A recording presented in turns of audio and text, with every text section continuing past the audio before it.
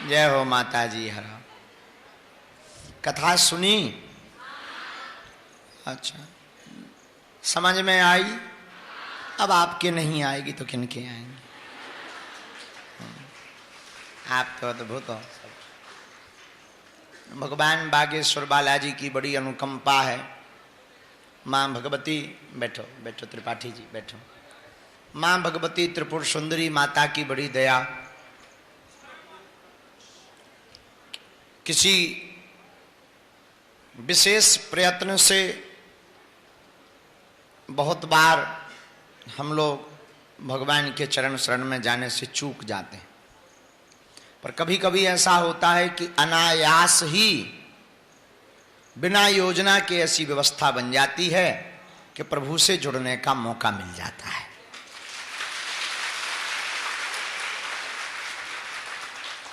सदा से प्रयोजन के विषय, प्रयोजन से किए हुए कार्य बहुत बार फेल हो जाते हैं।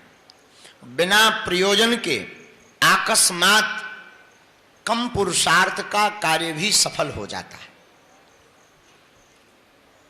और इसका प्रत्यक्ष प्रमाण खिलचीपुर की यह कथा है। अति प्रयत्न करते तो शायद इतना सुंदर और व्यवस्थित आयोजन ना हो पाता, लेकिन सहज बस सबकी भूमिका जुड़ती गई और सभी माताओं का सहयोग मिलता गया और सभी माताएं एकजुट होकर के सेवा करती गईं और उसका परिणाम स्वरूप यह हुआ कि यह आयोजन कल भव्य और दिव्य विराम की ओर है।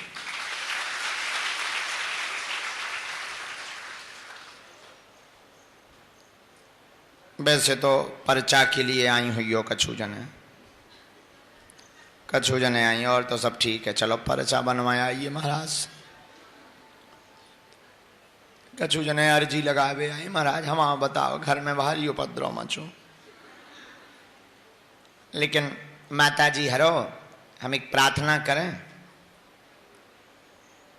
जिस घर का आहार शुद्ध हो जाता है उस घर का व्यवहार शुद्ध हो जाता है।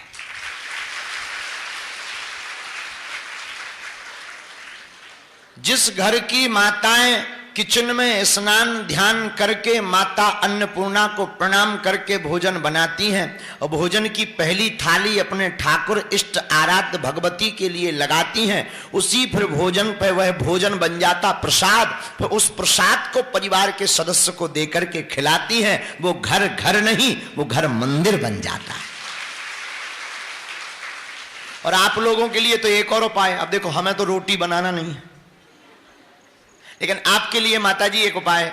समय मिलता नहीं होगा भजन का, कोई दिक्कत नहीं, काम बहुत ज्यादा रहते हैं, कोई दिक्कत नहीं। एक रोटी बनाई, सीताराम सीताराम सीताराम सीताराम, रोटी भी मिल गई, भजन भी हो गए। हमने कई माताजी हरें देखी, वो किचन में फिल्मी गाना लगा लेती मोबाइल पे। मोबाइल धरो ऊपर, कई बार सब्जी में मोबाइल डुबकी लगा लेता है, खीर में। फिर बाद में क्या बताइए हमारा तो समय ही खराब है, आज तो सब्जी में मोबाइल 20,000 का बर्बाद हो गए। क्या बताएं बहन, बताओ तो, हमारा तो दिमाग खराब है आज। अब जब तुम डिस्को गाना लगाओगी तो मोबाइल भी तो नचेगा ही। अब उसमें जब डिस्को गाना, तो माताजी अरे ऊपर रख लेती मोबाइल और फिर वहीं पर सब्जी बनाती, उसमें चल रहा फलाना बदनाम हुआ ठिकाने के लिए। और ऐसा भोजन बनता है तो फिर भोजन खाने वाला भी वैसा ही ढुमचक करता है। फिर कहती माताजी महाराज हमारे घर में तो बड़ा उपद्रव, कोई स्थिर है ही नहीं, सब नच रहे। माताजी जब भोजन नचते हुए बनेगा, देखो हमने एक बार एक संत जी से पूछा, महात्मा जी आप किसी और का बना हुआ भोजन क्यों नहीं पाते, अपने हाथ से क्यों बनाते हो? तो उन संत जी ने जो हमें जवाब दिया, बोले पंडित जी भोजन बनाते समय जिस विचार को बहुत बार किया जाएगा वही विचार खाने वाले के अंदर स्वतः प्रकट हो जाता है। और कई बार माताएं गुस्सा ले खा ले, तो बड़ी गुस्सा में रोटी बनाई तो जो खाने वाला है वो भी फिर गरुड़ पुराण और महाभारत बाँचता है। भाई जिस प्रकार से बनाया जाएगा वही खाने वाले के अंदर विचार प्रकट होंगे। इसलिए हमेशा किचन में, रसोई घर में पवित्रता के साथ प्रवेश करना चाहिए। और गीत लगाने ही है तो भगवान का भजन लगा लेना चाहिए। और एक रोटी बनाई, सीताराम का जाप किया, तवे पर रखी, सीताराम का जाप किया, भगवान का भजन हो गया, काम का काम हो गया और आराम का आराम हो गया। तो बढ़िया सार, बढ़िया उपाय भजन का। फिर दूसरा वही देखो, पहले, अब यहां तो बूढ़ी माताएं भी बैठी हैं, अभी भी हमारी माता जी रोटी बनाती हैं तो पहली रोटी गाय को निकालती, लास्ट की रोटी कुत्ता को। जमाना बदल गया, थोड़ा मॉडर्न हो गया। आप लोगों की बात नहीं कर रही है तो हम विदेशियों की बात कर रहे हैं। आप लोग बुरा मत मानना, क्योंकि कल तक हमें रहना भी है। अभी जमाना बदल गया। पहले की माताएं पहली रोटी गाय को, अंतिम रोटी कुत्ता को। आज के जमाने में पहली रोटी खुद, अंतिम रोटी खसम को। अर्थ समझ जाओ, स्वयं तो गौ माता होना चाहती,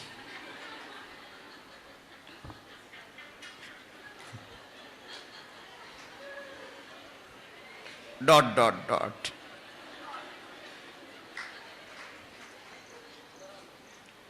ये आपकी दूसरे प्रदेश की बात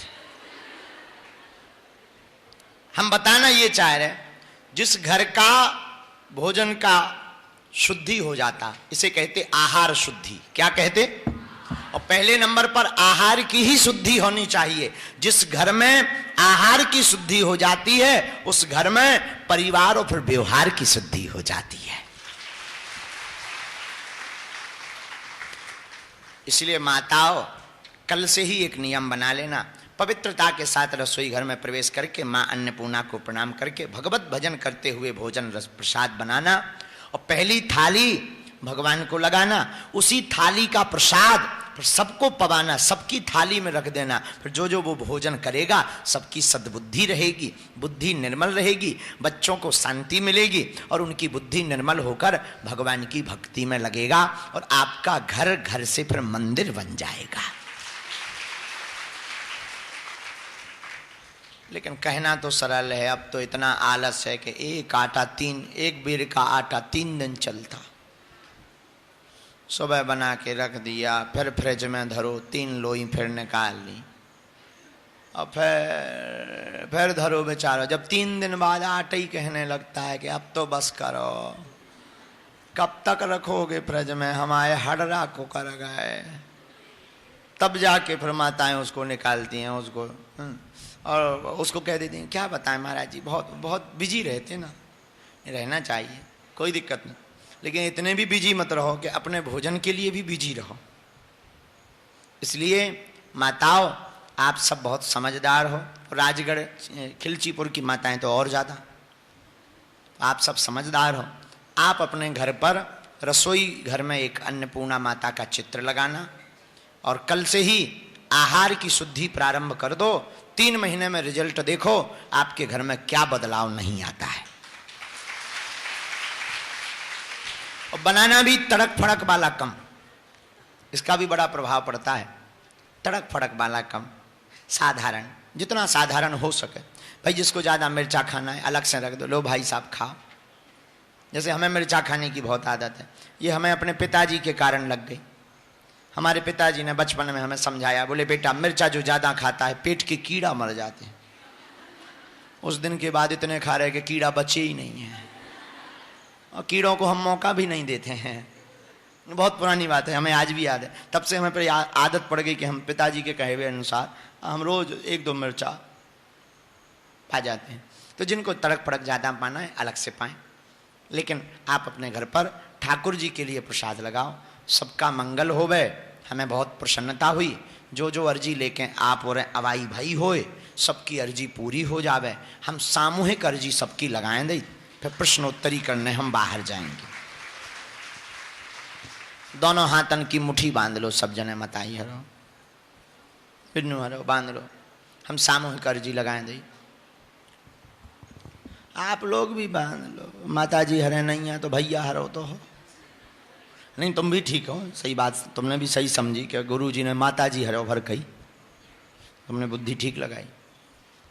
कहो हे बागेश्वर धाम प्रभु, हे बालाजी, हे सन्यासी बाबा, हम पर कृपा करो, हम पर दया करो, हमारी अर्जी सुनो।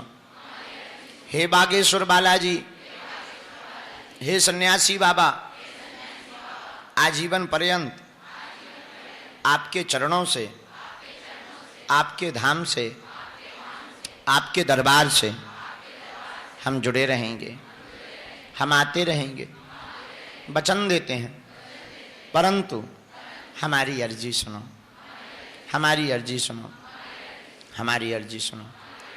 ओम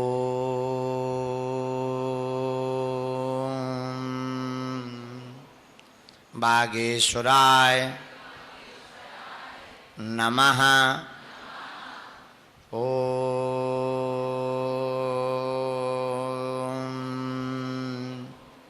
सन्यासी देवाय नमः। ओम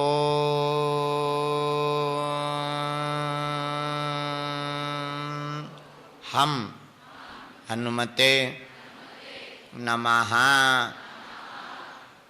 मन ही मन बालाजी को प्रणाम कर लें। पूज्यपाद श्री सन्यासी बाबा और बागेश्वर बालाजी का दिया हुआ यह ऐसा अचूक और अटूट उपाय है, जिनके पर्चा नहीं बन पाते, मिलना नहीं हो पाता, वो अगर इस सामूहिक अर्जी के उपाय को करते हैं, लहसुन प्याज मांस मंदरा बंद कर देते हैं, बिना पर्चा बने ही काम सफल हो जाता है, अर्जी स्वीकार हो जाती है और बागेश्वर बालाजी की कृपा हो जाती है। आप जो भी अर्जी लेकर आए हैं मन ही मन 3 बार बोलिएगा ओम।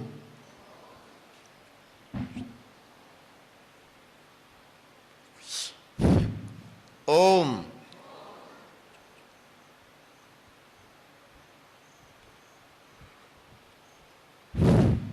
ओम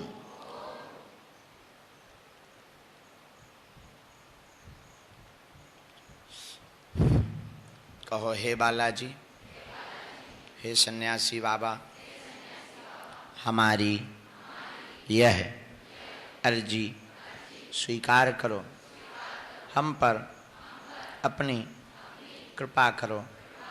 जय हो आपकी, जय हो आपकी, जय हो आपकी। दाहिने हाथ की मुट्ठी का सीधा उतारा अपने मूड से 7 बार करो, पीछे की तरफ छोड़ दो।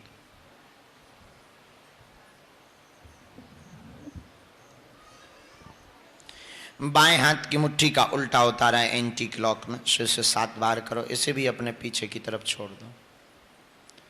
ऐसा करने से शरीर की नकारात्मक ऊर्जा दूर होती है। दोनों हाथों को फिर आपस में मलो, बोलो ओम बागेश्वराय नमः। ओम बागेश्वराय नमः। ओम बागेश्वराय नमः। आंखों में लगा लो, शरीर में जहाँ पीड़ा हो स्पर्श करा लो, अथवा रोगी का नाम ले लो, बड़े भावपूर्वक कहो बागेश्वर धाम की। अब मताई हरो तुम्हें देने हमें भभूति, सो बैठी रहियो, उते बैठे ही बैठे बढ़िया मिठाई सी पहुँच जाए, और जब तक हम उते प्रश्नोत्तरी शुरू कर दे भी भभूति हम पहुँचाए दे रहे। और तो सब ठीक है, कथा समझ में आती, बड़ी कृपा। तो ये भभूति है, आप बैठ जाओ वहीं। आप अगर आप अरे बैठ तो जाओ माता जी, आसन तो लो, सिंहासन तो ग्रहण करो। तो भभूति का प्रयोग बच्चों के ऊपर रोग बाधा के लिए, अगर है आपको भी पीड़ा है, मस्तक में और मुख में थोड़ा सा करना है। और कभी समय मिले तो बागेश्वर धाम आइयो, बालाजी के दर्शन करवे। अब अर्जी तो लगा ही गई, अब पेशी करवे आइयो और जाओ। जितनी परिवार से माताएं विराजमान हैं, तुम्हारे सबके घर पर बागेश्वर बालाजी की सेना पहुंच जाए। तो जाओ, आप सबकी अलाय बलाय दूर हो जाए। और आज से ही हनुमान जी की खूब दया हो जाए। ठीक है मताई हरो, खूब जय हो, खुशी रहो, ऐसी हंसो करे, हंसा करो, हंसाया करो। बागेश्वर धाम अपने बाप का घर है, आया जाया करो। और खूब खूब ऐसे ही खुश रहो, खूब प्रसन्न रहो। बालाजी तुम्हारी सबकी, अब कुछ लोग तो इसलिए आई थी, हे गुरु जी तुम तो मन की जाना था, हमारी बताओ। लेकिन अब क्या बताएं, अब हम अभी बुढ़ापा आ गया ना, तो इसलिए बहुत ज़्यादा बैठते हैं, बहुत ज़्यादा बोलते हैं। आगे को लोग थक जाता, आंखें कहने लगती गुरु जी सो जाओ, पेट कहने लगता रसगुल्ला ले आओ, फिर भी मजबूरी है। अब क्या करें, करना ही पड़ेगा, सेवा है। तो अब हम जा रहे वहाँ, हमें अब होते भाई साहब हैं बैठे, उन्हें फ्री करना। सो बताओ जी की राय आगे के लगे, इनसे समझ में आ रहा हो कि हम राजगढ़ में आए हैं, ये सब खिलचीपुर की देन है, ये सब पहचान है। जैसे ही हमने राजगढ़ की सीमा में प्रवेश करो तो फूल घले हो, माता जी ने ऐसा लड्डू मिला के खाला, अबे तक निशान बनवागी को लोग भीतर है। अब वो लड्डू हम पर 2-3 मिनट तो हाथ में ले ही रहे हैं। कहाँ पर घला था, क्यों, कहाँ पे, कहाँ पे, नहीं कौन सा, राजगढ़ में कि ब्यावरा में? राजगढ़ में ऐसा लड्डू मारा। अब माता जी ऐसे सारे कर, हमें कि खाओ तो इतन हो जाते, तन हो थोड़ी खाओ, जा तुमने निशाना लगाओ। अब बड़ी कृपा, हमने की माता जी बड़ी कृपा कि नाक और आँखी में नहीं ठोको तुमने, अभी हमें पराए घरे जाने, नहीं तो कौन पूछेगा। धन्य, इससे हम समझ, इसी प्रकार ये कीड़ा भी काट रहे तो हम समझ गए कि खिलचीपुर में हैं अपन। लेकिन बहुत अच्छा लगा, हमें भी बहुत आनंद आ रहा है, तो बहुत प्रसन्न है। पुनः कभी हम और ज्यादा टाइम लेकर के आएंगे।